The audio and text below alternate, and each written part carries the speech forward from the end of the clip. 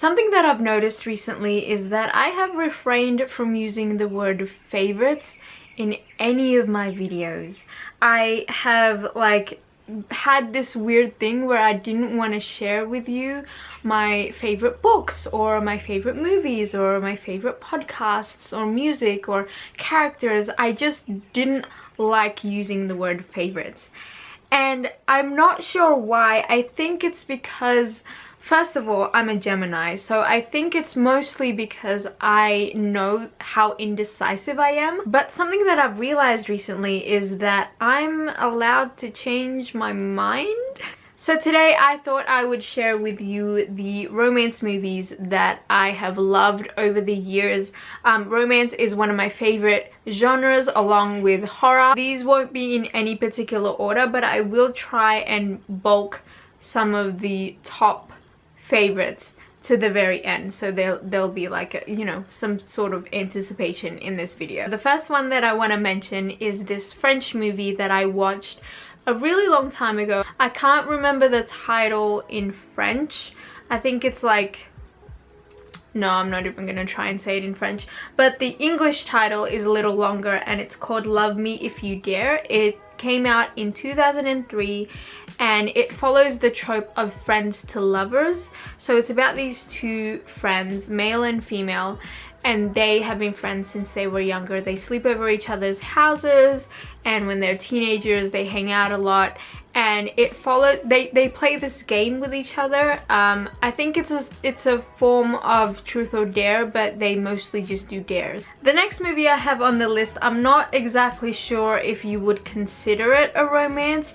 It is a story about a romance, it's a story about a relationship, and it's a story of following two characters within this relationship, but I feel like it doesn't have the conventions or the stereotypes and the tropes of what you would consider a romance, so I'm not exactly sure.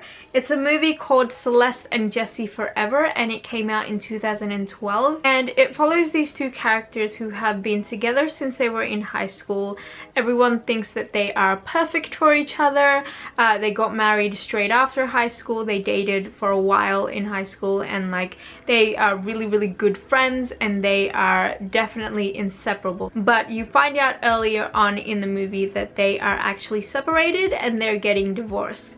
And the whole movie is about seeing how these two characters deal with being separated and about to be divorced, and how they both handle that really slow progression of heartbreak, I guess. Next up we have a slightly new release. Again, this is one that I didn't think that I would enjoy, but it's the movie Crazy Rich Asians, which came out last year, 2018, and I love this movie so much. I not only because it's just a whole cast and crew full of Asians, but it's also just a really interesting and fun and accurate movie, accurate portrayal of what an Asian family is like. So basically this movie is about a couple who live in America, and the male character has to go back to Singapore where his family lives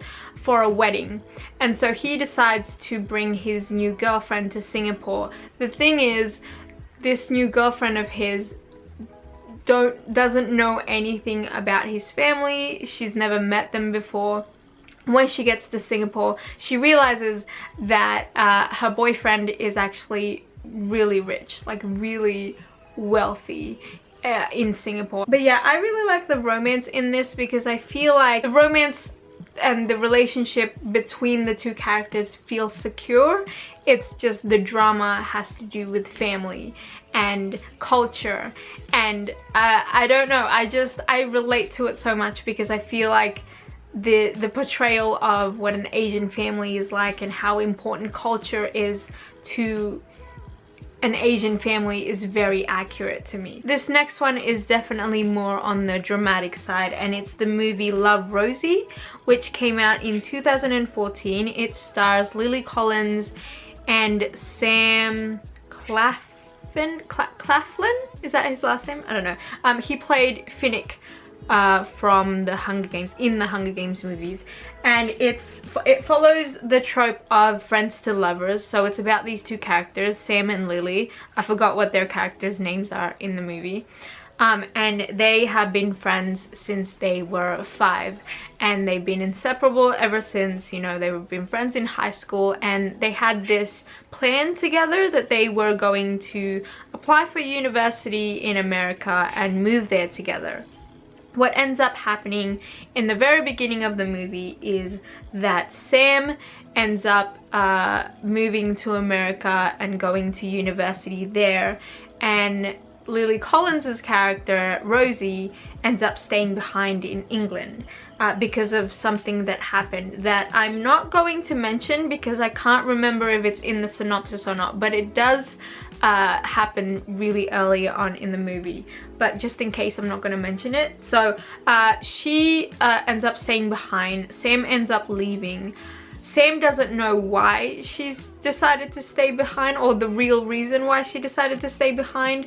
We as the audience know, and the whole movie kind of cuts back and forth between their lives, but mostly it kind of cuts to several years of like whenever they meet, and we see how their lives have kind of interconnected and how they have kind of, you know, fallen apart and then come back together and stuff, and it's really, really beautiful. This next movie that I want to mention, I kind of wish more people would watch. The movie is called The Boy Downstairs, and it came out in 2017. It follows this girl who has been in this long-term relationship in the beginning of the movie, and then she breaks up with her long-term boyfriend at the beginning, and then she moves away. She moves like to a different country or something, and then cut to 5 years later, she comes back to where she, you know, the city where she used to live, and she rents an apartment, and what she realizes is that her ex-boyfriend lives downstairs. I've noticed that I've been looking more and more for romance movies that explore relationships that have already been built. Like, I feel like the romance movies that I'm into now, and the romance movies that I feel like watching now, I like the ones that aren't just about the courtship and about the crush and about the earlier stages. I feel like I'm more looking for romance movies that have a lot more of that like serious long-term relationship type of like storylines within it, which I don't know if that's just like because I'm getting older or what. Moving on to something that's not sad, I have To All the Boys I've Loved Before, which came out in 2018. I did this whole video of reasons why I loved this movie, so I will leave the link to it down below. But this follows the trope of fake dating, and it's really, really cute. Okay, so we are finally moving into the top 4 movies that I'm still a little nervous saying that they're my favorites, but they are the top 4 that I rewatch most of the time. The first movie that I want to mention is the movie What If. It came out in 2013. It stars Daniel Radcliffe. It follows the trope of friends to lovers, and it kind of discusses that age-old question of like whether or not boys and girls can be friends. Spoiler alert, yes they can. That's just not what the movie is about. Moving on, I have Letters to Juliet. Now this movie came out in 2010, and it is one of the only movies that I have rewatched so many times at this point. I can watch nearly any scene in this movie. I can skip to any scene in this movie and just feel happy. So it follows this writer named Sophie, who's played by Amanda Seyfried, and she and her fiance are going on vacation to Verona. She goes to the really famous place in Verona, Juliet's balcony. All throughout the walls you can, you know, there are letters that people write. Most of them are about heartbreak or you know, seeking advice, stuff like that. That's actually true in real life too. You can actually go there and like write on the walls and stuff, which is really cool. I didn't end up writing a letter, but my sister did, and she actually got a letter back in French, I think, which is really cool. But in the movie, Sophie finds this letter that's actually around about 50 years old, and what ends up happening is she discovers that there are these people that call themselves the secretaries of Juliet, and what they do is they collect every letter at the end of every day and they try and reply to all of them.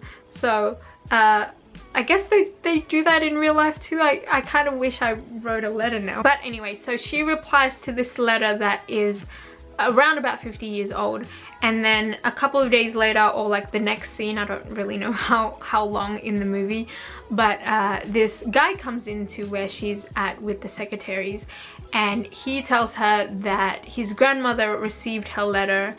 And so the three of them end up going on this quest throughout Italy to find Lorenzo, who is the long lost love of this grandmother. I think why I like this movie so much is because it's not just about young love. There is a young love plot in this, but most of it is about like these two old people trying to find each other again after like around about like 50 or 60 years, and it's just really sweet, and I'm a sucker for like old people still being in love. Okay, so these last two movies that I'm going to mention are interchangeable. I don't know which one's like the favorite. I feel like they are equal in my head. So the first one that I'm going to mention is One Day. It came out in 2011. It was adapted from a book by I can't remember the author's name, but I hear that the book is really good. The movie is one of my favorite movies of all time. I rewatch it all the time.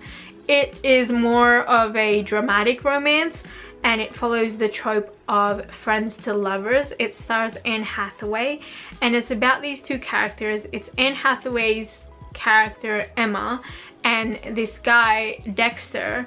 They meet on graduation night, and they were about to sleep with each other, but they end up not doing that. So they become friends, and the movie follows their lives, both of their lives, you know, throughout the years, and how their relationship kind of falls apart and how it comes back together as friends. You know, they've been friends. They're not, I said relationship, but I mean like friendship, and how they kind of try and fit into each other's lives, and how they just keep coming back to each other. But this last movie that I'm going to mention is literally one of my favorite movies of all time. The movie is When Harry Met Sally, and it came out in 1989, and I have to be completely honest with you, I didn't watch this movie until recently, until I think maybe last year or the year before.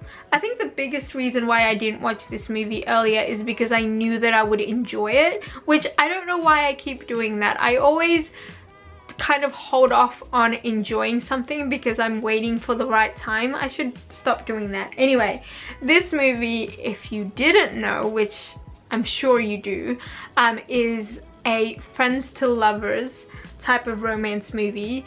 And it follows Harry and Sally. They met through a mutual friend who introduced them to each other because they are both moving to New York, and they first don't really like each other, and at the beginning of the movie they make the thesis statement of the movie, or the argument of the movie, and it's whether or not guys and girls can be friends.